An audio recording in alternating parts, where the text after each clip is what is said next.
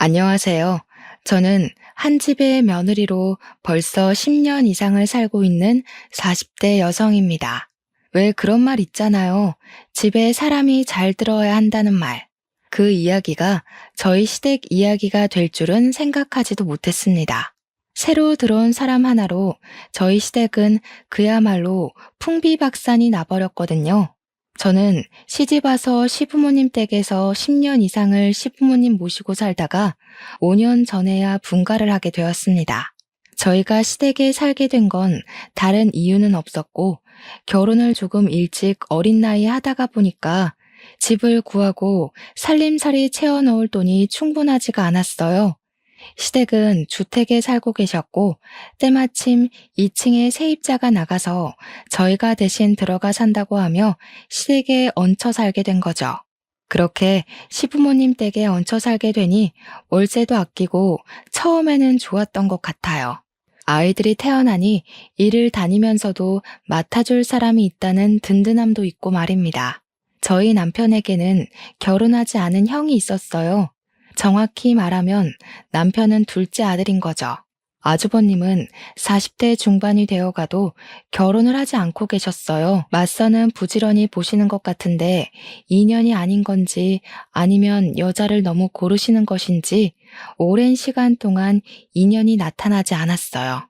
집에 한 번도 여자를 데려오지 않으시자 그게 답답하셨는지 시어머니께서는 너는 장가도 안 가냐고 구박을 하시곤 하셨죠. 그렇게 시어머니의 성화에도 넉살이 좋은 아주버님은 그냥 하하 웃어버리고 끝나버리는 거예요.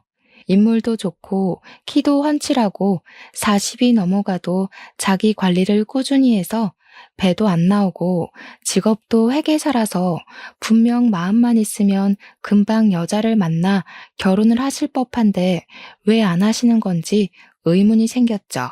그러다가 드디어 아주버님께서 여자분을 집으로 데려오셨어요. 한눈으로 봐도 참 미인이었어요. 그분도 40대 중반이셨는데 어쩜 하나도 늙지 않나 하고 생각할 정도였죠. 피부도 관리를 잘했는지 하얗고 뽀얀 피부가 20대 부럽지 않고 어쩜 몸매도 여리여리한 게 정말 여자가 한눈으로 봐도 반하게 생겼더라고요. 비단 같은 검은 머리를 야무지게 틀어올려 깔끔해 보이는 인상에 붉은 입술, 붉은 매니큐어를 칠했어도 사람이 쉬어 보이지 않고 오히려 고급스러워 보이는 사람이었어요. 그러기 쉽지 않은데 말이죠. 저는 예비 형님을 보고 저 사람 정말 귀티가 난다고 생각했죠. 잘 꾸미고 감각이 있어 보이는 그런 여자였어요. 집으로 들어오며 아주버님과 예비 형님은 시부모님께 인사를 드렸어요. 어머니, 제가 사랑하는 사람을 데리고 왔어요. 이 사람이랑 결혼하고 싶어요. 허락해 주세요. 시어머니는 두 눈을 치켜뜨시면서 그 여자분을 위아래로 훑어보시더니 길게 한숨을 내쉬었어요. 보니까 나이가 있어 보이는데 이제까지 혼자 지냈을 리는 없어 보이고 우리 혁수랑 재혼인 거야? 혹시 자식이 있거나 하는 건 아니지? 여자분은 다소곳하게 앉아 고개를 내리깔고 있었어요. 그리고 두 손을 무릎 위에 포개었죠. 그 모습도 얼마나 청순해 보이던지. 네, 재혼입니다. 사실 2번 사별했어요. 첫 번째는 사고였고 2번째 남편은 병사를 했습니다. 두 사람 사이에 자식은 없었어요. 그 예비 형님은 차분하게 시어머니의 말에 대답했죠. 뭐야, 한 번도 아니고 2번이나? 그것도 사별이라니 말도 안 된다.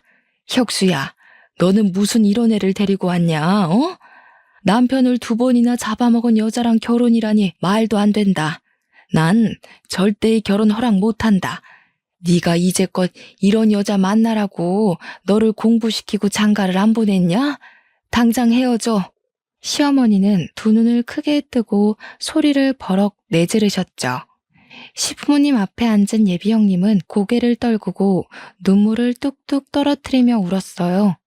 저도 남편을 2번 잃었다는 소리에 깜짝 놀랐습니다. 미인 방명이라더니 정말 저 여자를 두고 하는 말인가 싶었죠. 왜 미인은 팔자가 사납고 병약하다고 하잖아요. 아주버님은 예비 형님의 어깨를 꽉 잡고 시어머니께 말을 하시더라고요. 어머니, 무슨 말을 그렇게 하세요? 제가 사랑하는 사람입니다. 남편들 죽은 게 다 이 사람 탓이라고 말하는 거예요? 어떻게 그렇게 말을 할 수가 있으십니까? 제가 이런 모습 보여주려고 이 사람을 이곳까지 데려온 줄 아세요? 저는 생전 처음으로 아주버님이 어머님께 큰 소리치는 모습을 보았습니다. 그 정도로 그 예비 형님을 사랑했던 거겠죠. 어머님 말씀이 정말 다 맞아요. 저도 제가 남편 잡아먹은 것 같아 다시는 결혼을 하지 않겠다고 다짐하고 다짐했습니다. 그런데 혁수 씨를 만나고 깊이 사랑하면서 이 남자면 남은 평생을 다시 시작해도 되지 않을까 그런 생각까지 해버렸어요. 처음엔 결혼은 안 된다고 그냥 만남만 가지자고 약속했는데 어쩌다 보니 이곳까지 와버렸네요. 정말 죄송합니다, 어머니. 자네가 알고 있다니 참말로 다행이네. 알면 우리 혁수랑 헤어져. 또 다른 사람 명줄 재촉하지 말고 그런 팔자는 평생 혼자 살아야 맞는 거야. 다시 결혼하다니 그건 자네 욕심이네. 아주버님은 시어머니의 말을 듣더니 그 여자의 팔을 잡아 일으켜 세우며 두 눈을 크게 떴어요. 어머니, 이 사람 며느리로 안 받아들이시면 저도 이제 아들로 안 받아들이는 거로 생각하고 이제 집에 찾아오지 않겠습니다. 제가 사랑하는 사람 처음으로 데려왔는데 이렇게 취급받는 거 더 이상 보지 못하겠네요. 그렇게 말하며 그 여자의 손을 잡고 집을 박차고 나가버리는 겁니다. 아이고, 저 녀석 봐라. 이 어미는 눈에도 안 뵈는가 봐. 어떻게 저런 말을 입 밖으로 내뱉을 수가 있다니? 응? 내가 이런 꼴을 보려고 이제껏 너를 밥 먹이고 공들여 키운 줄 알아? 이 망할 놈의 자식아. 저도 이렇게 강하게 나오는 아주버님의 모습을 처음 봤는데 어머님 또한 많이 놀라셨겠죠. 시어머님은 자식이 되어서 시어머니의 속을 이렇게도 몰라준다면서 바닥을 치시면서 대성통곡을 하고 한마디로 집안이 쑥대밭이 되었죠. 그런데 시아버지의 반응이 더 어머니를 속상하게 만들었습니다. 아니, 당신은 자식이 평생 처음 사랑한다는 여자랑 결혼한다고 데리고 왔는데 그렇게 말하면서 사람이 살다 보면 이런 일 저런 일 다 겪으면서 사는 거지. 남편을 2번이나 잃었으면 아이고 고생했다. 품어주지 못할 망정. 이렇게 문전박대를 하면 되겠냐고. 어머님은 시아버지의 말에 기가 막혔는지 두 눈을 크게 뜨셨어요. 아니, 당신은 그게 말이라고 하는 거야? 옛날 어른들이 하는 말 하나도 틀린 것 없어. 집안에 사람 하나 잘못 들이면 집이 망하는 거라고. 이 집이 망조가 되려고 일어나 당신까지 왜 이래? 자식이 잘못된 길로 가면 버선발로 막아서야지. 아버지가 되어서 아들 망하라고 구슬하네. 당신이 그러니까 고약한 노인의 소리를 듣는 거야. 당신이 오늘만 그래? 평소에도 작은 애한테 하는 거 봐봐. 내가 이런 말 안 하게 생겼나? 그냥 사람 하나 잡으라고 길을 쓰고 막아서는 거 내가 모를 줄 알아? 그냥 잘됐다고 축하는 못할 망정. 이러다가 평생 장가 안 간다고 해봐. 또 그 꼴은 못 봐서 애를 달달 볶을 거면서. 에이. 아버님이 자리에서 일어나서 방으로 들어가시자 어머님은 다시 바닥을 손바닥으로 내리치며 다시 통곡하셨어요. 사실 시어머니는 모시기 쉬운 성격은 아니셨어요. 깐깐하고 까탈스러워서 제가 조금만 잘못해도 쥐잡듯이 잡는 성격이시라 저도 시댁 사는 내내 꽤 고생했거든요. 그때마다 시아버지께서 대신 미안하다, 저 사람이 원래 좀 성격이 고약하다 하면서 저를 다독이셨죠. 그래서 저는 속으로 그 여자분이 시댁으로 시집을 오면 고생 꽤 하겠다고 생각했어요. 저도 처음에 시집 올 때 마음에 안 들어 하셨는데 저보다 더 못한 며느리 자리가 들어왔으니 성에 안 차시겠죠. 거기다가 아주버님은 시어머니의 인생의 자랑거리였고 평소에도 꼭 좋은 집에 장가를 보내겠다고 동네에 소문을 내셨던지라 예비 형님의 앞길이 훤했습니다. 아주버님은 시아버지의 든든한 지원 아래 드디어 그분과 결혼을 하시게 되었어요. 시어머니는 마땅치 않았지만 귀한 장남이 집에 찾아오지 않겠다며 윽박을 지르기도 했고 시아버지도 아들 앞길 막지 말라며 타박한 탓에 시어머니의 화는 조금 누그러지셨어요. 그 후로 형님을 대하는 태도가 아주 좋아지셨죠. 그런데 황당한 사건은 두 분이 결혼한 지 한 달이 지난 시점에 일어났습니다. 갑자기 집으로 찾아온 두 분은 저희 보고 2층에서 나가라고 하는 겁니다. 두 분이 들어와서 살고 싶다나요? 이제 자기들이 시부모님을 모시겠다고요. 어머님, 아버님, 이제 저희가 모실게요. 동선애가 오랫동안 모시고 살았잖아요. 큰아들이 부모님을 모시고 사는 것도 맞고 나중에 제사랑 그런 것도 다 제가 물려받아야 하는데 동서보다는 저희가 이 집 2층에 사는 게 좋을 것 같아요. 저는 아무 의견도 없이 그런 말을 들은 터라서 너무 어이가 없었습니다. 그래서 나갈 수 없다고 버텼죠. 아니 형님, 그게 무슨 말이세요? 먼저 언질이라도 주시지 이렇게 갑자기 그런 말을 꺼내시면 저희가 어떻게 받아들여야 하나요? 갑자기 집을 구할 수도 없고요. 저희는 못 나갑니다. 다행히 어머님도 저희 편을 들어주셨습니다. 그때는 얼마나 감사하던지 저의 10년의 세월이 헛수고는 아니었다고 생각했죠. 작은 아들보다 항상 큰 아들을 먼저 챙기셨으니까요. 그게 무슨 말이냐? 작은 애들을 나가라고 하다니 이제껏 잘만 살았다. 제사야 아직 내가 살아있는데 제사 때마다 와서 도우면 되지. 그게 뭐가 문제라고 잘 사는 애들을 나가라 말라 하는 거냐? 어머님, 원래 부모님은 큰아들이 모시는 거잖아요. 동서도 오랫동안 고생했고 이제 저희가 모시면서 호강시켜드리고 싶어요. 제가 어머님 곁에서 살고 싶어서 그이한테 졸랐어요. 제가 잘 모실게요. 동서, 그동안 부모님 밑에 있었으니 돈 좀 모아놓지 않았어? 동서 성격에 헤프게 사용하지도 않았을 것 같은데. 그 돈이면 작은 아파트라도 나가서 살아. 언제까지 시댁에 염치 없이 붙어 살 거야? 저는 딱 할 말을 잃어버리고 말았어요. 물론 저희도 분가하려고 청약을 들어놓은 것도 있기도 했지만 이렇게 갑작스럽게 쫓겨나듯이 나갈 줄은 생각하지 못했죠. 저는 당황해서 시아버지와 시어머니를 번갈아서 쳐다보았어요. 그런데 시아버지께서 저희 보고 나가라고 하시는 겁니다. 그래, 그나기 말이 다 맞다. 시부모는 그나들이 모시는 게 맞지. 작은 아기 너는 직장 다니니 어차피 집안일도 많이 못할 거잖니? 이제 큰아기가 다 꾸려서 하고 싶다니까 그렇게 하라고 했다. 빨리 집 얻어서 나가거라. 이미 형님이 아버님과 말을 끝내놓은 상태더라고요. 더 이상 어떻게 설득할 방법을 찾지 못했습니다. 집주인이신 아버님이 나가라는데 무슨 말을 더 하겠습니까? 저희는 그렇게 10년 넘게 살았던 집에서 쫓겨나듯 나와야 했어요. 워낙 급하게 나오느라 좋은 집을 구하지도 전셋집을 구하지도 못해서 월세를 주고 작은 아파트로 들어가게 되었습니다. 저야 뭐 퇴근하면 큰 살림 맡아서 하던 걸 이제 작게 줄여서 하니까 좋았지만 애들 아빠는 왠지 부모님에게 버림받은 느낌이었는지 울적해 보이더군요.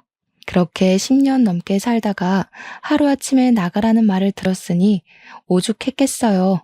그래도 세월이 약이라는 말처럼 지내다 보니까 작은 아파트도 우리 네 식구끼리 지내는 것도 금방 익숙해져서 오손도손 잘 지내게 되었습니다. 그렇게 시댁에서 나온 지 반년쯤 되었을까요? 어머님에게 전화가 온 겁니다. 전화를 받았더니 어머니의 목소리가 반쯤 죽어가는 겁니다. 작은 애냐? 나다. 지금 나한테 올 수 있냐? 지금 밖인데 머리가 어지럽고 구토가 나오는데 도저히 걸을 수가 없어서 길에 앉아 있다. 나 좀 데리러 와라. 저는 한창 근무 중이었기에 어머니의 전화를 받고 당황했습니다. 집에는 일을 안 하고 계시는 형님도 있는데 저한테 전화를 하신 거죠. 분명 무슨 일이 있다는 생각이 들었습니다. 어머니, 무슨 일 있으신 거예요? 형님은요? 형님 집에 안 계세요? 지금 어디 계신 거예요? 제가 일단 갈게요. 잠시만 기다리세요. 저는 일단 시어머니에게 가기로 했습니다. 어머니는 집에서 멀지 않은 공원에 바닥에 주저앉아 계시더라고요. 몇 발자국만 가면 벤치가 있는데도 말이죠. 저는 어머니에게 달려가니 어머니께서 저의 손을 와락 잡으시는 겁니다. 얘야, 작은 애야, 나 너희 집에서 살면 안 되냐? 나 무서워서 큰애랑 못 살겠다. 그 애는 미쳤어. 제정신이 아니야. 어머니, 무슨 일이길래 그러세요? 갑자기 우리 집으로 오신다니. 형님이 제정신이 아니라니 무슨 말씀이세요? 어머니의 입에서 들려오는 말은 너무 충격적이었습니다. 그 애가 하는 음식이 너무 맛이 이상한 거야. 도저히 역해서 못 먹겠다고 하면 너희 시아버지하고 아주버님이 음식에 아무 이상도 없는데 괜히 아무 죄도 없는 애를 타박한다고 난리를 치는 게 아니겠니? 그래서 내가 몰래 그 애가 음식하는 걸 쳐다봤더니 내가 먹는 국에 이상한 약품을 타는 게 아니겠냐. 내가 놀라서 너 뭐 하는 거야? 했더니 딱 음식을 엎질러 버리고 갑자기 울음을 터뜨리는 거야. 자기가 아무리 미워도 어떻게 그런 거짓말을 하냐고 말하는데 아유, 집에 불려오를 들였어. 보통이 아니야. 저는 어머니의 말을 듣고 아무 말도 못하고 그 자리에 굳어버렸죠. 사람 먹는 국에 수상한 약을 넣는다니 평생 들어본 적도 없는 이야기였어요. 어머니는 다시 속이 메슥거린다며 가슴을 문지르시며 바닥에 다시 빈속을 개어내셨습니다. 어머니, 괜찮으세요? 언제부터 이러신 거예요? 병원은 가보셨어요? 일단 자리에서 일어나세요. 바닥이 차요. 잠시 있다가 저희 집으로 가요. 저는 어머니를 일으켜 옆에 벤치로 가서 앉혀드리고 등을 두드렸습니다. 안 되겠다. 아무래도 이대로 있다가는 다들 그년 손에 죽겠어. 작은 애야, 혹시 핸드폰으로 녹음이나 사진 어떻게 찍냐? 그년의 본색을 내 손으로 밝혀내야겠어. 저는 어머니의 핸드폰으로 녹음 기능과 동영상 촬영 기능을 알려드렸습니다. 워낙 어머님의 성격을 잘 알고 있었기에 형님의 트집을 잡기 위해 그런다고 생각했죠. 저도 처음에 실수로 참기름 대신에 들기름을 넣었다고 얼마나 크게 혼이 났던지 어머님이 형님에 대한 분노가 넘치는 거로 생각했습니다. 아직도 속이 힘드신지 몸을 잘 가누지를 못하더라고요. 이제 어머님도 연세가 있으시니 혹시 치매기가 있나 걱정도 되었죠. 병원으로 가자고 몇 번 이야기를 했지만 어머니는 집으로 가시겠다고 하시더군요. 어쩔 수 없이 어머님을 모시고 시댁으로 향했습니다. 시댁 문을 열고 들어가자 형님이 달려오시며 시어머니를 부축했습니다. 어머님은 자신을 부축하는 형님의 손을 탁 하고 쳐내셨어요. 너는 내 몸에 손도 대지 마라. 네가 손만 닿아도 징그럽다. 소름 끼쳐. 저리 가.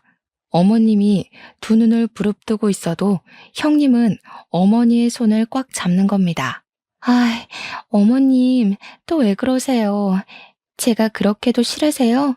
어머님이 좋아하는 양념게장까지 해놓고 어머님 오시길 기다렸어요. 동서도 온 김에 밥 먹고 가, 응? 서방님도 이쪽으로 오시라고 하고. 저는 웃으며 말하는 형님을 보고 어머님의 생각이 기우라고 생각했습니다. 정말 형님이 어머님이 미워서 음식에 약까지 탈 정도면 이렇게 살갑게 굴겠나 하는 생각이 들었죠. 어머님은 저와 살 때도 자주 네가 나를 죽이려고 이렇게 만들었지? 내가 맘에 안 들면 말로 해라.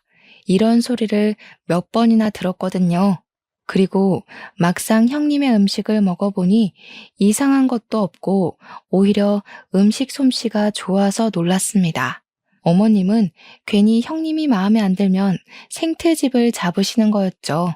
제가 있는데도 어머님은 음식이 마음에 안 든다, 왜 이렇게 맛이 없냐 하면서 괴롭히니 형님이 제대로 식사를 못할 정도였습니다.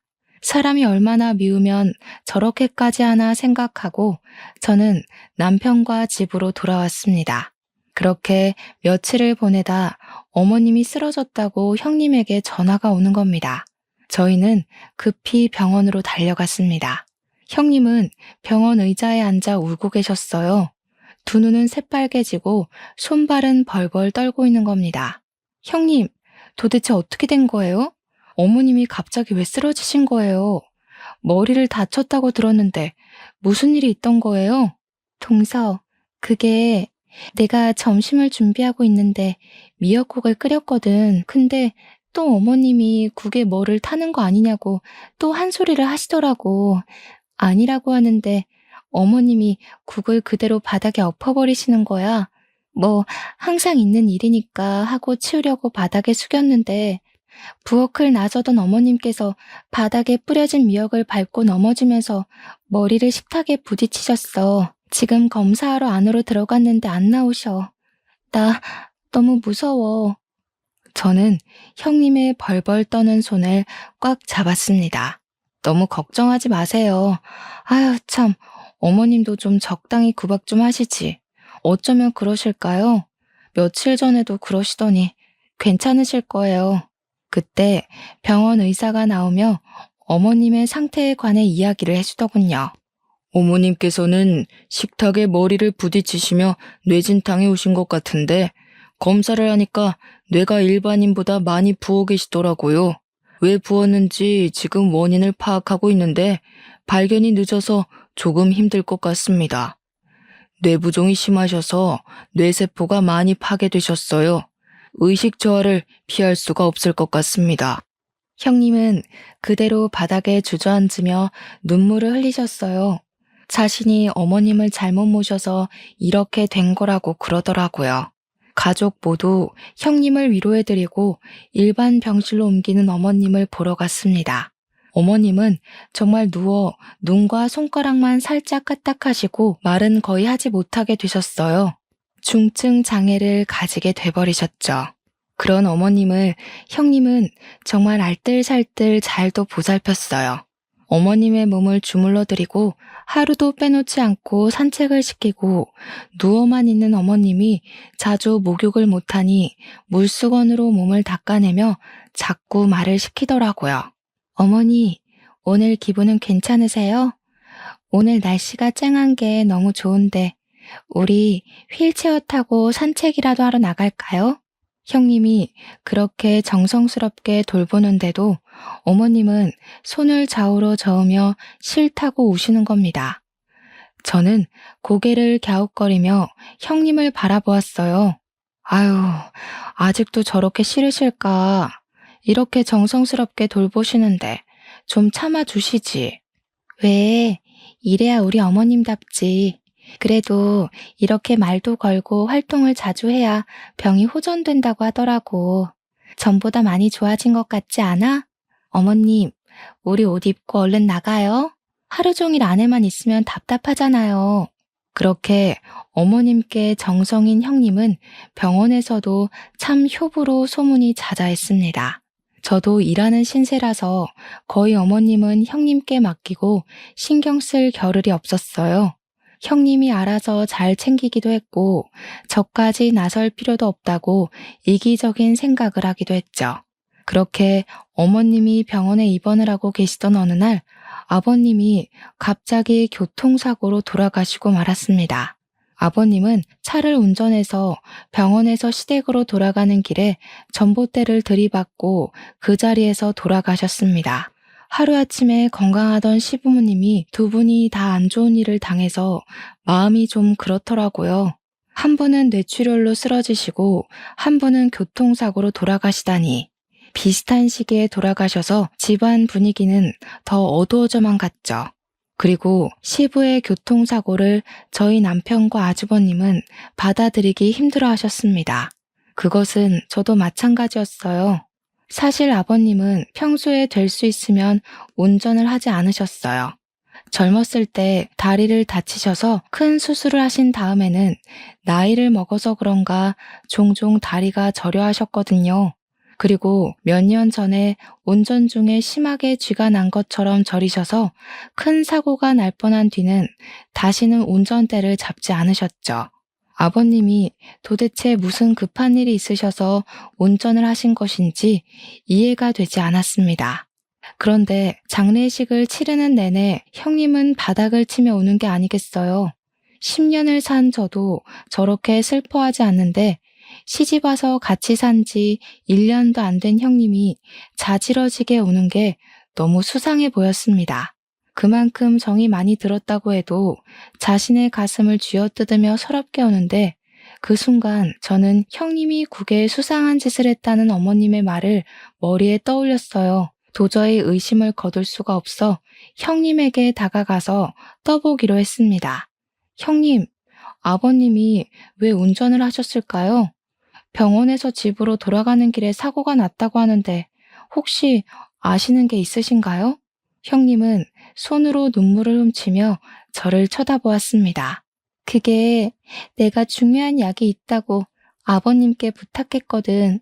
내가 심장이 약해서 꼭 며칠에 한 번은 먹어야 하는데 병원에서 약이 다 떨어진 거야. 그래서 그 약 좀 가져다 달라고 부탁드렸어.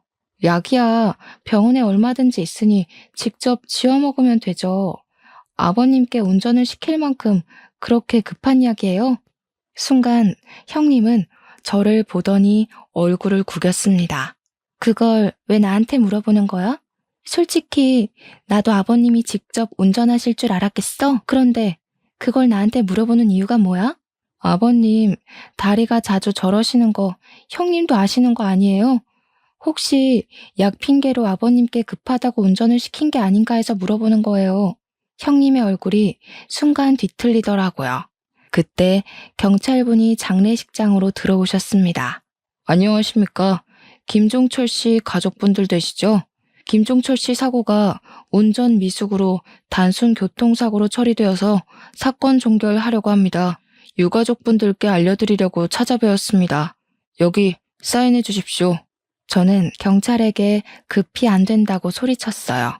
안 됩니다. 아버님이 단순 교통사고일 리가 없어요. 아버님은 평소에 운전하지 않으셨어요. 그런데 운전을 하신 게 더 이상해요. 분명 다리가 불편하셨으면 갓길이라도 세웠을 겁니다. 아버님이 얼마나 침착하신 분인데요. 차라리 부검을 해주세요. 이대로 장례를 치르고 화장을 할 수 없습니다. 아니, 동서, 무슨 말이 하고 싶어서 그러는 거야? 부검이라니. 아버님이 그럼 살해라도 당했다는 거야? 어쩜 그런 무서운 이야기를 하는 거야? 부검이 어떤 건 줄 알고 그러는 거야? 아버님을 2번 죽이는 거라고.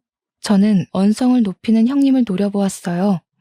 그렇게 서럽게 울어놓고 아버님의 부검을 거부하는 것도 의심스러웠습니다. 형님은 안 궁금하세요? 아버님이 왜 돌아가셨는지? 제가 아버님을 10년 넘게 모셨는데 그렇게 실수를 하실 분이 아니라서 그래요. 아버님이 얼마나 평소에도 진중하신 분인데요. 다리 조금 저리시다고 사고를 내실 분이 아니라서 그러는 겁니다. 다리가 한 번 저리면 그날 하루는 하루 종일 저리세요. 절대 운전을 하셨을 리가 없어요. 순간 형님의 얼굴은 순간 시뻘개지더군요. 경찰은 일단 알았다는 듯이 손을 앞으로 내밀고 말했습니다. 일단 알겠습니다. 싸우지들 마시고요. 유가족분들이 의심된다고 하면 당연히 부검해 드립니다. 진정들 하시고 사건 종결은 미루겠습니다. 아니, 재수 씨는 왜 일을 이렇게 복잡하게 만드는 겁니까? 그리고 우리 집사람을 그렇게 몰아세우지 마세요. 지금 이게 다 우리 집사람 탓이라는 말로밖에 안 들립니다. 아주버님 말에 저희 남편도 얼굴이 시뻘개져서 한마디 하더군요. 형은 안 이상해? 형수님 들어오고 나서부터 어머니 아버지가 보란 듯이 사고가 났어. 이걸 이상하다고 생각 안 하는 거야? 어머니가 이 사람한테 형수가 음식에 약을 탔다고 했어. 그리고 평소에 아버지가 운전 안 하는 거 형도 잘 알잖아. 아주버님은 두 눈이 시뻘개져서 남편을 향해 손을 들어 올렸습니다.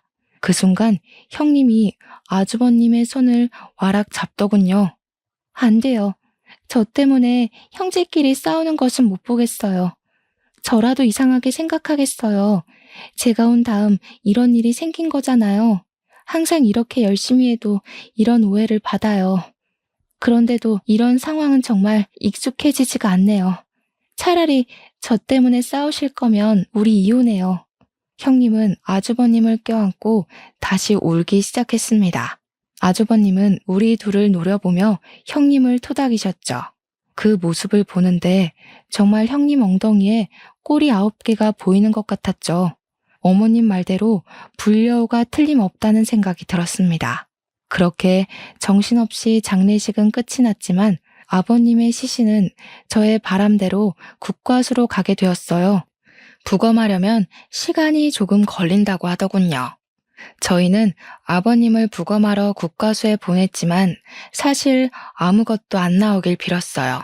특히 친정아버지를 일찍 잃었던 저에게 아버님은 아버지 같은 존재셨어요. 시어머니의 깐깐한 시집살이에도 시댁에서 오랫동안 버틸 수 있었던 건 전부 아버님의 보살핌이 있었기 때문이니까요. 국과수의 연락을 기다리는데 형님이 저에게 전화하셨습니다. 회사 앞이니 얼굴 보며 이야기 좀 하자고요. 형님은 회사 앞 벤치에 앉아 저를 기다리고 계시더라고요. 저를 보고 어색한 미소를 짓는데 저는 속이 참 복잡해지더라고요. 동서, 내가 여기까지 찾아와서 불편해? 나도 한참 고민하다가 찾아왔어. 사실 가만히 있으려니 속이 너무 답답해서 나도 모르게 찾아와 버렸네. 내 팔자가 너무 사나워서 이렇게 주변 사람들을 불편하게 만들어. 그래서 이제는 혼자 익숙해지려고 해도 그게 또 안 돼. 동서도 내가 참 밉지? 그 말을 듣는데 괜히 제가 또 미안해지더군요. 형님은 굵은 눈물을 흘리며 손수건으로 눈물을 닦아내는데 사람 마음이 편할 리가 있나요? 어머님, 아버님이 나이가 드시니 괜히 고집도 세지고 평소에 하지 않던 일을 할 수 있는 건데 내가 너무 사람을 몰아세운 건 아닌가 하는 마음이 드는 겁니다. 저에게도 의심스러운 정황만 있지 확증은 없으니까요. 아니에요. 전 형님을 싫어하지 않아요. 그냥 확실히 알고 싶었어요. 명확하게 알고 아버님을 보내드리고 싶었어요. 저도 아버님 몸에서 아무것도 발견되지 않았으면 좋겠어요. 그런 무서운 일을 형님이 했다고 생각하고 싶지도 않고요. 형님은 손수건으로 눈물을 닦아내더니 가방에서 에너지 드링크를 꺼내 뚜껑을 열어 저에게 주었어요. 그렇게 말해주니 너무 고마워. 복잡했던 마음이 안심된다. 자, 동서, 이거 받아. 내가 커피를 사올까 이걸 사올까 고민하다가 커피는 회사에서 마셨을 것 같아서 이걸 사왔어. 한 상자 사왔으니까 동서 한 개 먹고 나머지는 회사 사람들이랑 나누어 먹어. 목이 말랐던 저는 형님이 건넨 에너지 드링크를 그 자리에서 마셨고 형님은 이만 가겠다며 돌아가셨어요. 그런데 그날 집으로 돌아와서는 이상하게 몸이 축 늘어지고 하루 종일 구토와 설사를 반복하는 겁니다. 밤새 그렇게 시름시름 앓다가 저는 결국 새벽에 응급실로 링거를 맞으러 가야 했습니다. 간호사가 링거를 갈아주며 저를 보며 깊은 한숨을 내쉬더라고요. 도대체 뭘 드셨어요? 이렇게 급성 탈수는 정말 처음 봤어요. 급성 장염이나 위염이 와도 이렇게 짧은 시간 탈수까지 오지는 않는데 혹시 마지막에 뭐 드신 거 생각난 거 없으세요? 제가 마지막으로 먹은 건 형님이 건네준 에너지 드링크 뿐이었죠. 온몸의 세포들이 일제히 일어나며 닭살이 돋아올랐습니다. 회사 사람들에게 전화를 해보니 다행히 저처럼 이상이 있는 사람은 없었습니다. 하긴 제가 먹은 에너지 드링크는 처음부터 형님의 가방에서 나왔고 형님이 직접 뚜껑을 열어주었으니까요. 그 순간 제 머릿속에 어머님의 형님이 음식에 수상한 짓을 했다는 말이 생각났습니다. 그리고 어머님께 알려드렸던 녹음기와 동영상 촬영이 생각이 났죠. 형님의 정체를 밝히려면 분명 그것이 필요하다고 생각이 번뜩 났어요. 손에 꽂힌 링거를 빼고 어머님이 입원해 있는 병실로 향했죠. 다행히 병실에는 형님의 얼굴이 안 보였어요. 어머님은 저를 보시고 입을 살짝 벌리고 두 눈을 옆으로 굴리시더라고요. 저는 어머님을 보며 혹시 핸드폰으로 동영상을 촬영했냐고 물어보니 어머님의 눈이 하늘 위로 갔다가 바닥으로 내려갔어요. 아직 이 정도 인지는 있으시구나 하고 다시 질문했습니다. 핸드폰 어디 있어요? 하고 물으니 어머님 손이 옷장으로 향했습니다. 저는 형님이 오기 전에 어머님 옷장을 뒤졌어요. 어머님의 코트 주머니에서 액정이 깨진 어머님의 전화가 발견되었죠. 저는 서둘러 그것을 가지고 집으로 돌아왔습니다. 어머님 핸드폰은 액정이 깨지고 방전되어 꺼져 있었어요. 그런데 전원을 켜도 켜지지 않는 겁니다. 무엇을 해도 켜지지 않는 핸드폰을 가지고 끙끙 앓고 있을 때 남편이 다가오더군요. 뭘 하는 거냐고 묻길래 어머님과 있었던 일을 설명하니 내일 핸드폰 복원업체에 가보자는 겁니다. 핸드폰 안의 내용은 복원이 가능할 거라고 하더군요. 다음 날 남편과 같이 복원 전문 업체를 방문하게 되었어요. 사장님은 핸드폰과 컴퓨터와 연결을 하더니 폰 안에 저장된 데이터를 전부 컴퓨터로 옮기시더군요. 저는 동영상이나 녹음 파일을 봐달라고 부탁을 드렸어요. 그리고 우리는 엄청난 동영상을 보게 되었습니다. 어머님은 핸드폰을 동영상 촬영하시면서 조심히 형님이 요리하시는 것을 찍고 계시더군요. 형님은 콧노래를 부르며 어머님 국에 락스를 넣으시는 겁니다. 어머님의 손이 파르르 떨리며 핸드폰을 놓치셨는지 바닥으로 떨어지고 화면에는 어머님의 얼굴만 보였습니다. 그런데 순간 형님이 어머님에게 다가오며 킥킥거리는 기묘한 웃음소리를 냈어요. 동영상을 보는 저까지 온몸에 소름이 돋아올랐죠. 아니, 어머니, 여기서 뭐 하세요? 제가 얌전히 앉아서 기다리라고 했잖아요. 아직 음식 준비 중인데 또 이렇게 몰래 보면 내가 속상하잖아. 너 내 국에 또 못 탔어. 또 나한테 강제로 먹이려는 거지? 그거 뭐야? 뭐냐고? 보면 몰라요? 보시면 아시잖아요. 제발 그만 좀 하세요. 저한테 이러면 제가 정말 못 참아요. 어차피 어머님 말씀 아무도 안 믿어주는 거 아시면서. 형님은 손에 들고 있던 프라이팬으로 어머님의 뒤통수를 내리쳤습니다. 어머님은 비틀거리며 쓰러지셨고 형님은 미역국을 일부러 바닥에 부으며 급하게 전화기를 꺼냈습니다. 그리고 어디론가 통화하는 소리가 들렸어요. 거기 119죠? 어머님이 미끄러지시며 식탁에 머리를 찌이셨는데 일어나지 못하세요. 어서 오세요. 우리 어머님이 못 일어나고 계세요. 그렇게 말하며 핸드폰을 밟고 지나갔습니다. 형님은 어머님께서 동영상을 촬영하고 있는 줄 몰랐나 봅니다. 나중에 들은 말로는 어머님이 119로 실려갈 때 핸드폰을 꽉 쥐고 있었다고 하시더군요. 그때까지 희미하게 의식이 있으셨던 것 같아요. 유일한 증거라고 생각하신 거겠죠. 저는 남편과 그것을 경찰에 바로 제출했습니다. 경찰에서는 마침 잘 됐다고 저희에게 부검지를 보여주더군요. 아버님 피에서 에너지 드링크와 니코틴 성분이 나왔다고요. 담배도 안 피우는데 무슨 소리냐고 하니까 니코틴 원액은 몇 방울만 먹어도 인체에 치명적이라고 하더군요.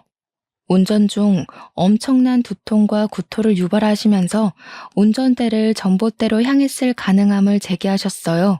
블랙박스에도 아버님의 거친 숨소리가 잡혀 있었으니 초동 수사에서는 운전 미숙으로 긴장해서 그런 숨소리를 냈다고 생각했다고 합니다. 결국 형님은 어머님과 아버님의 살인미수와 살인죄로 잡혀오게 되었어요. 형님의 방에 있던 화장대 서랍에서 아버님에게 먹인 니코틴 원액병이 발견되었습니다. 그리고 추가로 발견된 사실은 시부모님 앞으로 고액 사망보험을 들어놓고 수익자를 형님 앞으로 돌려놨다는 겁니다. 아주버님은 경찰서로 와서 그럴 리가 없다고 소리를 질렀습니다. 말도 안 됩니다.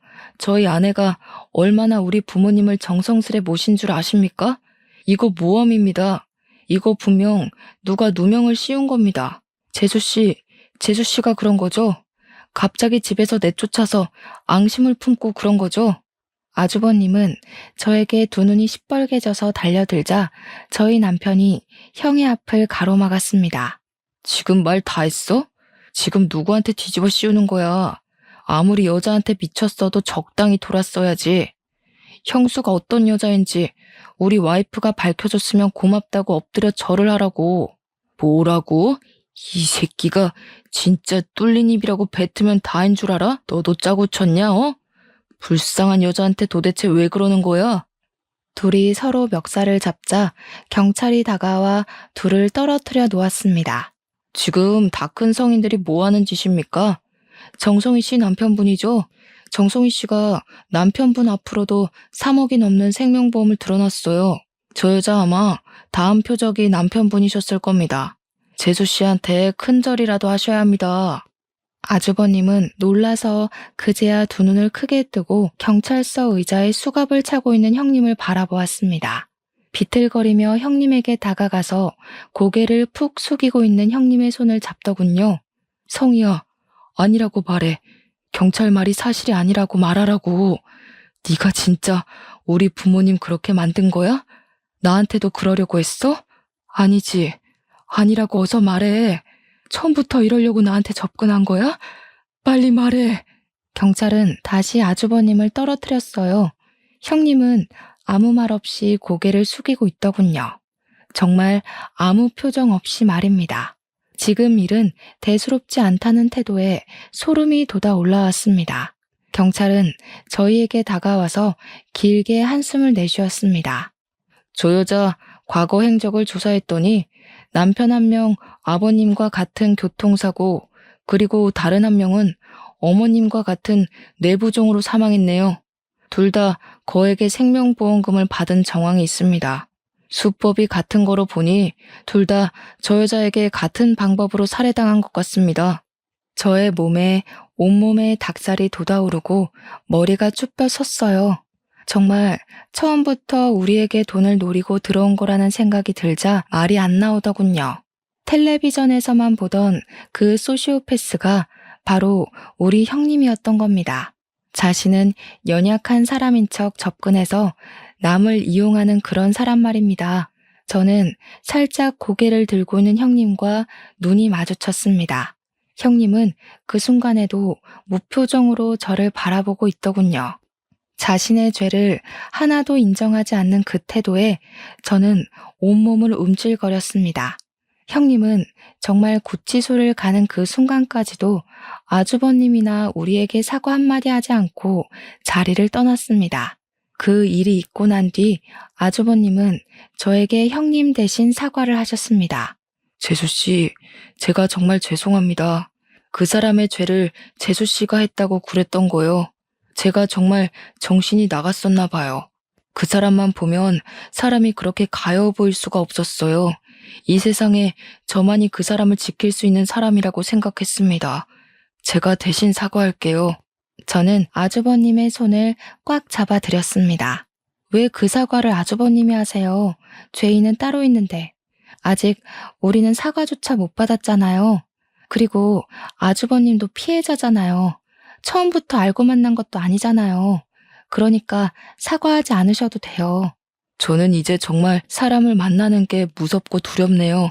인생 처음으로 목숨을 걸고 사랑할 수 있는 사람이 생겼다고 생각했습니다. 그런데 그 사람이 제 가족을 죽이고 저를 죽이려고 했다니 이제 사람을 믿을 수가 없어요. 저는 해외로 나갈까 생각합니다. 한국에 남아서 어머니를 볼 염치가 너무 없습니다. 마지막까지 이런 부탁드려서 죄송합니다. 저희 어머니 부탁 좀 드려도 될까요? 저는 고개를 끄덕였습니다. 가장 믿어야 할 사람한테 당한 배신이니 그 마음이 오죽할까요? 아주버님은 정말 몇 달 후에 외국으로 짐가방 하나 들고 떠나버렸습니다. 저희 형님은 전 남편들의 살인죄도 인정되어 가석방 없는 무기징역을 선고받았습니다. 영원히 사회와 격리된 채 그곳에서 살아야 하는 거죠. 참 한 가족을 풍비박산 내놓고도 같은 하늘 아래 숨을 쉬고 살아야 한다고 생각하니 아직도 소름이 돋아요. 저희 어머님은 요양원으로 모셨습니다. 아직도 눈동자를 힘겹게 굴리고 손가락을 간신히 움직여서 의사 표현을 하세요. 가끔은 저를 보면서 어린애처럼 엉엉 우시기도 하는데 마음이 찢어질 만큼 가여웠습니다. 어떨 때는 그런 어머님을 보면 남은 생을 그렇게 장애를 가지고 살아남은 어머님이 행운인지 아무것도 모르고 세상을 떠나버린 아버님이 행운인지 헷갈릴 때가 있어요. 저희는 시부모님의 집을 팔고 다른 곳으로 이사를 했습니다. 추억이 많은 집이지만 그만큼 아픔도 많았던 집이니까요. 이렇게 한다고 남은 상처가 지워지지 않겠지만 그래도 마음은 한결 편하더군요. 저의 사연은 여기까지입니다.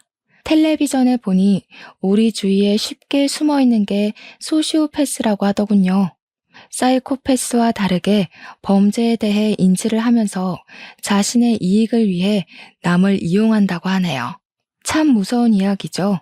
그래도 너무 의심만 하는 세상은 되지 않길 바래요. 주위에 정말 서로를 도와주려고 노력하는 분들이 많다고 생각하니까요. 이만 긴 글을 줄이겠습니다.